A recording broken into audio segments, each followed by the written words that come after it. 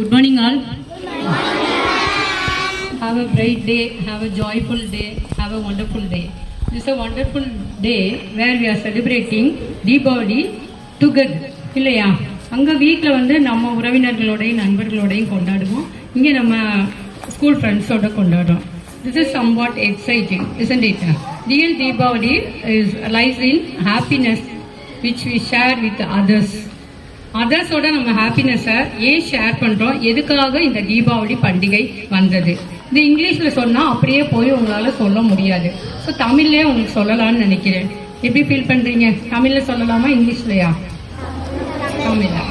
இப்போ அன்னைக்கு வந்து ஓணம் ஃபெஸ்டிவல் கொண்டாடினா அதோட தாற்பயம் வந்து ஓணம் வந்து மகாபலி சக்கரவர்த்திக்காக கொண்டாடப்பட்டது.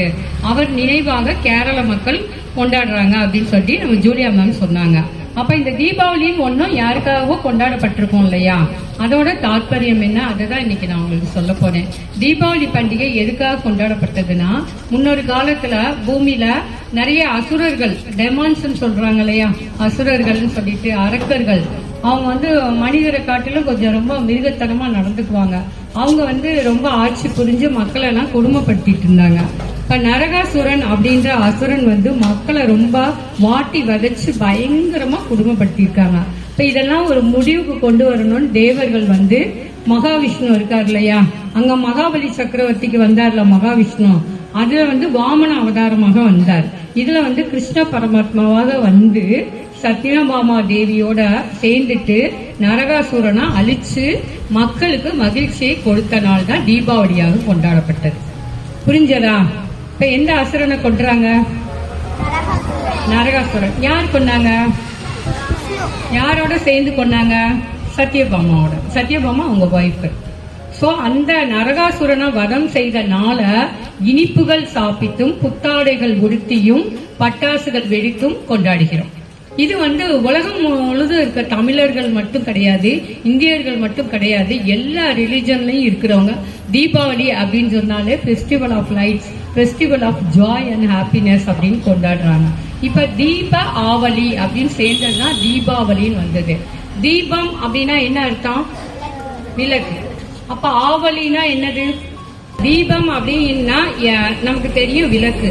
ஆவலி என்றால் வரிசை, தீபங்களின் வரிசை தான் தீபாவளியாக கொண்டாடப்படுகிறது. ஆவலி என்றால் வரிசை என்று அர்த்தம். ஆவலி, சரியா?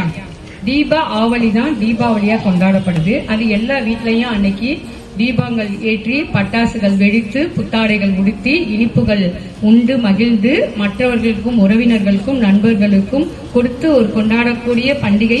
பல நாட்களுக்கு முன்பே திட்டமிடுதலுடன் புத்தாடைகள் வாங்கி பலகாரங்கள் செய்து பட்டாசுகள் வெடித்து கொண்டாடக்கூடிய ஒரு பண்டிகை உண்டென்றால் அது தீபாவளி மட்டும்தான். அது ரொம்ப ரொம்ப சந்தோஷமா இருக்கும். தீபாவளி அன்னைக்கு விட தீபாவளி வருதுன்ற அந்த excitement it would start several days before. So அது வருதுங்கிறதே ஒரு சுவாரஸ்யமா இருக்கும். எந்த பட்டாசு கடைக்கு போனாலும் நிக்க இடம் இருக்காது, கூட்டமா இருக்கும். எந்த ஸ்வீட் கடைக்கு போனாலும் நிக்க முடியாது, கூட்டமா இருக்கும். பட் எந்த துணி கடைக்கு போனாலும் அங்கவும் நம்ம கிளாத்ஸ் செலக்ட் பண்ண முடியாத அளவுக்கு இந்த மாதிரியான ஒரு அதிகபட்ச குதூகலத்தோட கொண்டாடுற தீபாவளி பண்டிகையில நம்ம வந்து ஒரு உறுதிமொழி எடுத்துக்கணும். எல்லா நாளும் நம்ம மற்ற நாள் அந்த மாதிரி இருக்க மாட்டோம். தீபாவளி அப்ப மட்டும்தானே ஷேர் பண்றோம், எல்லாருக்கும் இனிப்புகளை ஷேர் பண்ணி சந்தோஷமா இருக்கும். எல்லா நாளுமே யார்கிட்ட எது இல்லையோ அதை பார்த்து நம்ம கிட்ட இருக்கிறத ஷேர் பண்ணி அந்த சகோதரத்துவம் அந்த ஒற்றுமைய நிலைநாட்டி எல்லா நாளும் நமக்கு ஒரு தீபாவளி பண்டிகை மாதிரிதான் அப்படின்னு சொல்லி அந்த தீபங்களின் வரிசை நமக்கு ஒரு புத்துணர்வை ஒரு மகிழ்ச்சியை கொடுக்குது. இந்த தீபங்களின் வரிசை எப்படி ஒளியா இருக்கோ அதே ஒளி நம் வாழ்விலும் ஒளி வீசட்டும். ஹாப்பி தீபாவளி.